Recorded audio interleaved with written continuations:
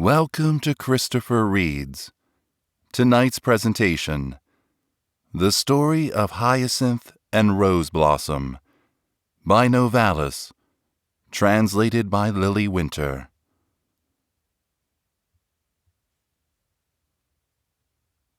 Long ages ago, there lived in the far west a guileless youth.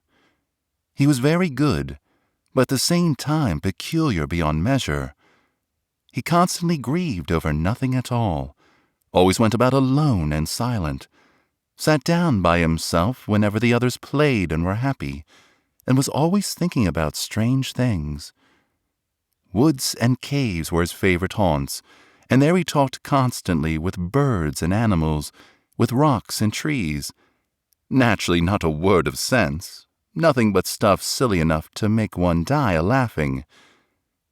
Yet he continued to remain morose and grave, in spite of the fact that the squirrel, the long-tailed monkey, the parrot, and the bullfinch took great pains to distract him and lead him into the right path. The goose would tell fairy tales, and in the midst of them the brook would tinkle a ballad. A great heavy stone would caper about ludicrously. The rose, stealing up affectionately behind him, would creep through his locks, and the ivy stroke his careworn forehead. But his melancholy and his gravity were obstinate. His parents were greatly grieved. They did not know what to do. He was healthy and ate well. His parents had never hurt his feelings, nor until a few years since had anyone been more cheerful and lively than he. Always he had been at the head of every game, and was well liked by all the girls. He was very handsome indeed, looked like a picture, danced beautifully. Among the girls, there was one sweet and very pretty child. She looked as though she were of wax, with hair like silk spun of gold, lips as red as cherries, a figure like a little doll, eyes black as the raven. Such was her charm that whoever saw her might have pined away with love. At that time, Roseblossom, that was her name, cherished a heartfelt affection for the handsome Hyacinth, that was his name, and he loved her with all his life. The other children did not know it. A little Violet had been the first to tell them. The house cats had noticed it, to be sure, for their parents' homes stood near each other. When, therefore, Hyacinth was standing at night at his window, and Roseblossom at hers, and the pussies ran by on a mouse hunt, they would see both standing, and would often laugh and titter so loudly that the children would hear them and grow angry. The violet had confided it to the strawberry.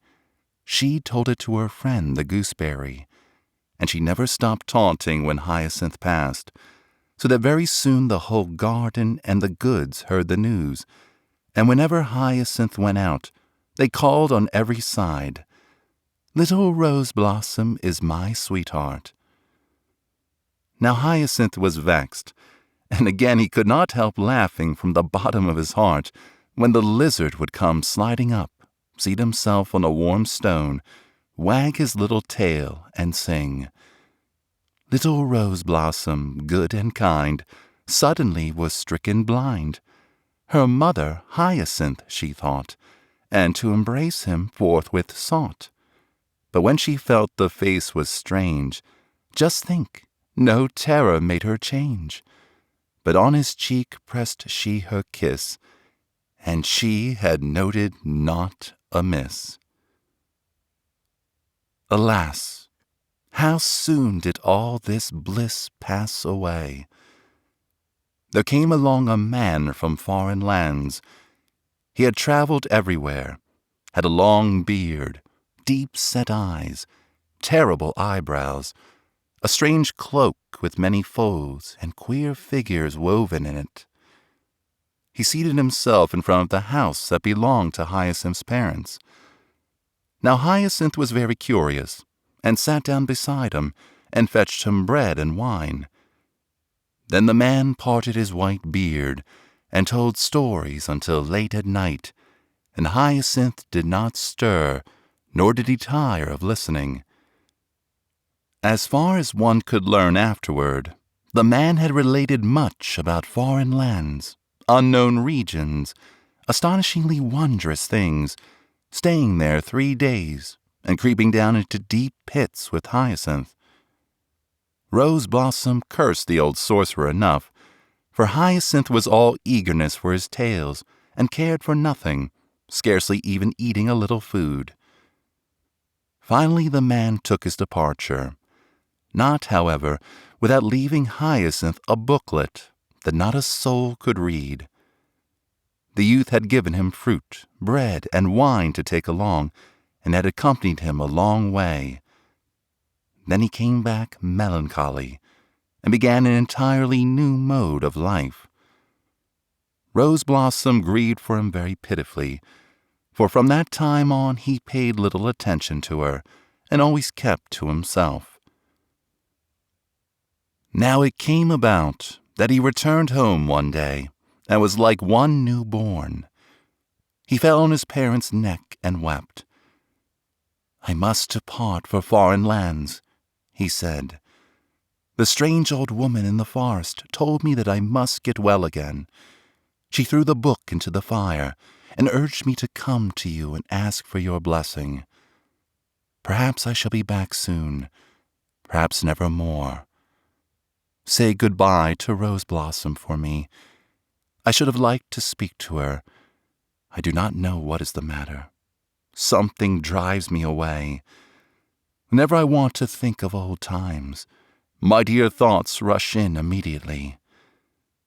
My peace is gone, my courage and love with it. I must go in quest of them. I should like to tell you whither, but I do not know myself. Thither, where dwells the Mother of all things, the veiled Virgin. For her my heart burns. Farewell." He tore himself away and departed. His parents lamented and shed tears. Roseblossom kept in her chamber and wept bitterly. Hyacinth now hastened as fast as he could through valleys and wildernesses, across mountains and streams, toward the mysterious country. Everywhere he asked men and animals, rocks and trees, for the sacred goddess Isis. Some laughed, some were silent. Nowhere did he receive an answer. At first he passed through wild, uninhabited regions. Mist and clouds obstructed his path. It was always storming. Later he found unbounded deserts of glowing hot sand, and as he wandered, his mood changed. Time seemed to grow longer, and his inner unrest was calmed.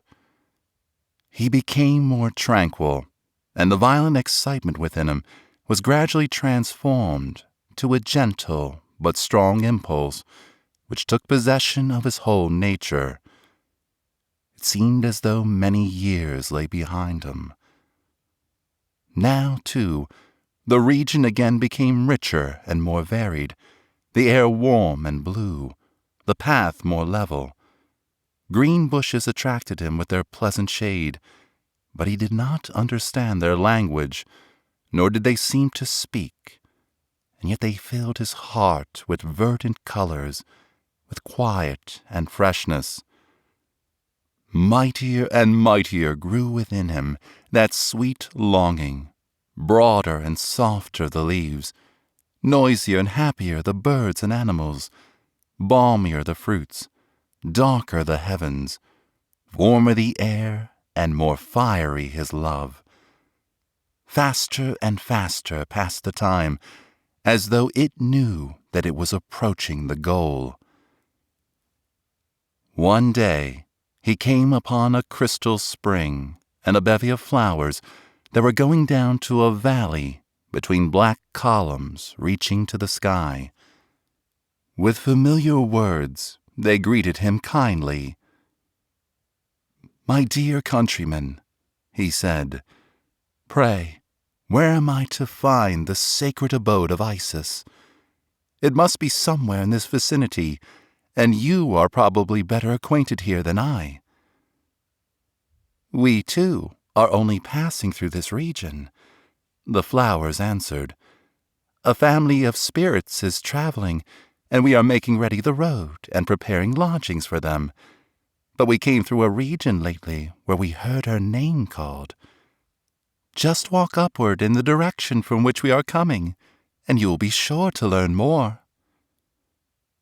The flowers in the spring smiled as they said this, offered him a drink of fresh water, and went on.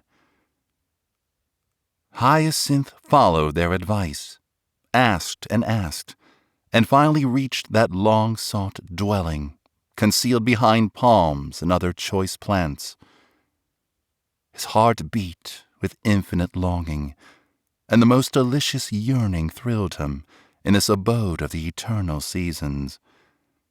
Amid heavenly fragrance, he fell into slumber, since naught but dreams might lead him to the most sacred place. To the tune of charming melodies and in changing harmonies did his dream guide him mysteriously through endless apartments filled with curious things. Everything seemed so familiar to him, and yet amid a splendor that he had never seen. Then even the last tinge of earthliness vanished, as though dissipated in the air, and he stood before the celestial Virgin. He lifted the filmy, shimmering veil, and Roseblossom fell into his arms. From afar a strain of music accompanied the mystery of the loving reunion, the outpourings of their longing, and excluded all that was alien from this delightful spot. After that, Hyacinth lived many years with Roseblossom, near his happy parents and comrades, and innumerable grandchildren thanked the mysterious old woman for her advice and her fire, for at that time people got as many children as they wanted.